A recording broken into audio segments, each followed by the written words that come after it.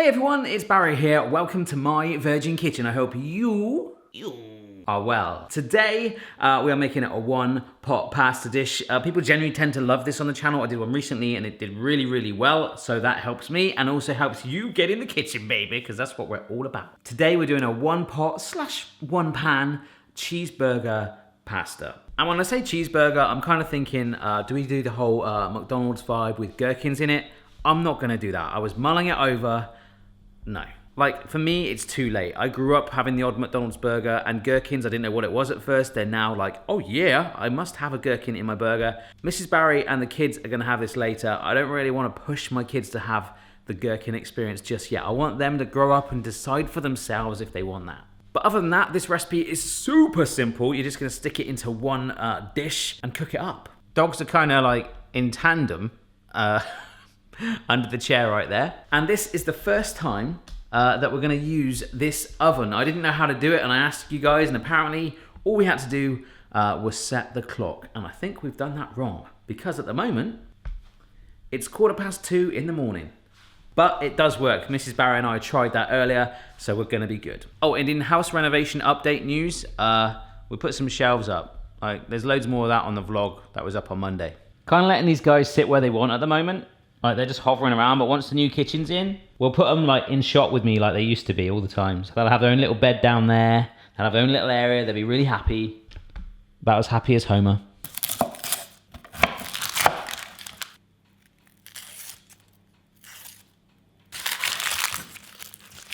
Onion that's just been peeled.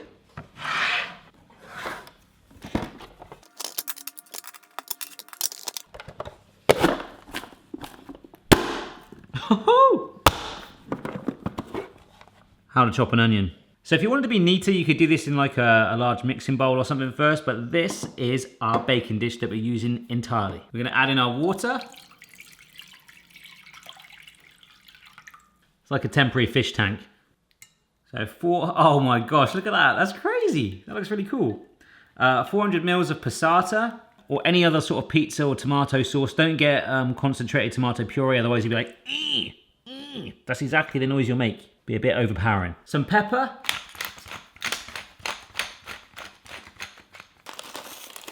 Some salt.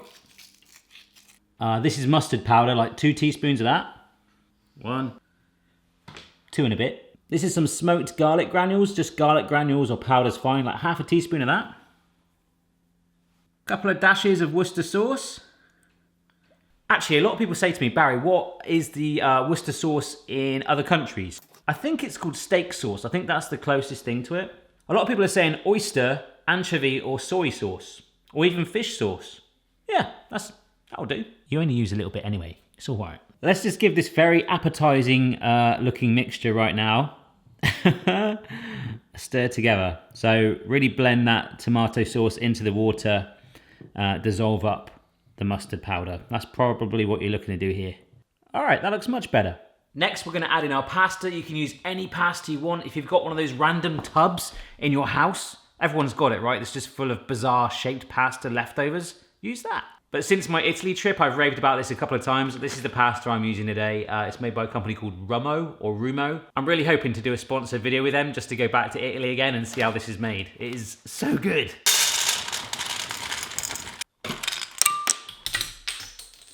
Whoops.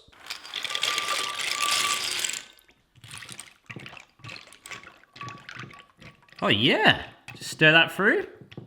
In goes the onion. Now this, is 500 grams of beef mince. So what we want to do, it looks like a brain sat on there right now. We're going to break this down. You could actually make it easier by chopping it beforehand, but we're going to like break it down with our spatula and kind of force it around. All right, that'll do. I was kind of slightly addicted by doing that. I was just pushing it around, lifting the pasta up so it's nice and randomized. Slightly awkward moment for me. You need to wrap it in tin foil just to seal it in so it's going to cook through and steam through. We don't have any foil here in the house. I thought we had loads. Turns out we have none. This is the closest thing I could find. It's foil lined with baking parchment. It doesn't wrap very well. Kind of like me with my Christmas presents and birthday presents. And any other gift that you might receive from me, it won't be wrapped very well. Anyhow, just cover it, you'll be fine. So I'm preheating my oven, and it's 2:40 in the morning.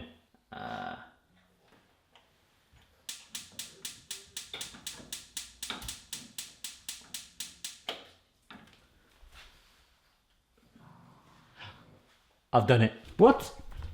Ow! Wrong way. All right, there we go. Supposed to have been cleaned. Oh, these are actually speckles. They're art. Is that meant to be like that? No. That's not a finish. I'm sure someone's just had an oven explosion in here. Anyhow, right, we need to preheat this. My old oven used to beep when it was preheated. I miss my old oven. Right, you let me know when that oven's warm, all right, boy? Yeah? Cheers. I've just realised it's meant to be like that. Look, can you see that? It's like someone's flicked paint inside the oven. Oh, warm. Right, we'll see that in 25 minutes. Ooh, all right, our time is up in the oven. Let's get it out and uncover it. Woo! Oh, yeah. That smells amazing. So what we're gonna do is just take our spatula and give it just a gentle move around, push it. Ah, I just want to eat it right now. So make sure you get on the sides as well. So in my hand right here is some bacon that I've cooked and just chopped into like little slices, like real rough shards of crispy bacon that the dogs right now would love. Look at that. Oh, that looks good. You could always have put this inside it as well. So I'm now gonna place down some cheese. This is just a mix of red Leicester and cheddar cheese. You have to go quite as crazy as this. There we go. I'm obsessed with tiling walls at the moment, so this is kind of the inspiration behind that look. We're now going to put this back in the oven for around about 8 to 10 minutes to melt through and warm through it again, and it should be done. Hey! That's it. It smells absolutely gorgeous. I think the cheese is melted. Let's get it out. Oh my gosh.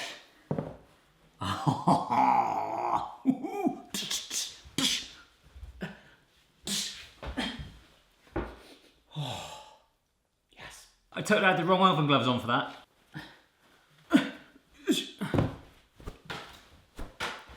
Yes. As you can tell, I'm kind of excited. Oh, dearie me, folks. I cannot explain the smell. Just a little bit of parsley on top. Just a little bit of contrast there. Herbalicious. Oh my gosh, I'm so excited. Now, how easy was that? Seriously, you've got to try this. I'm just giving it an optional season just while that cheese is still hot. This, like, it should just grip the pepper to it. Oh, yeah, baby. Right, I can only find a Nutella bowl at the moment. I think this might have cooled down a little bit, but oh my gosh. Come on.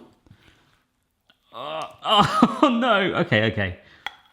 I've never been that good at serving up. I've got to stop raving about the smell and tidy up my worktop, but honestly, it's stonking. The great thing is, this is gonna be my lunch. Oh my gosh. Oh, the stringy cheese. Ah. My word. That is so good. And of course, just like a burger, as I said at the start of the video, you could ram gherkins in there if you want. Mushrooms? You could make it more veggie by putting aubergines in it and peppers and stuff like that. And of course, the cool thing is, no pun intended, I can put this in the fridge once it's gone to room temperature, or the freezer to store for another day, so Mrs. Barry and the kids can have that later. Which will put me in Mrs. Barry's good books. Happy wife, happy life. So there we go. I hope you enjoyed the video. Don't forget to subscribe for regular recipes and food fun. Let me know down below what you want to see next, and follow me on social media at My Virgin Kitchen for loads of behind the scenes bits and bobs from me and the pugs that are now in the bed, and the random drilling I can hear outside the house. Maybe you can't hear that. Goodbye. If you try this, send me a picture.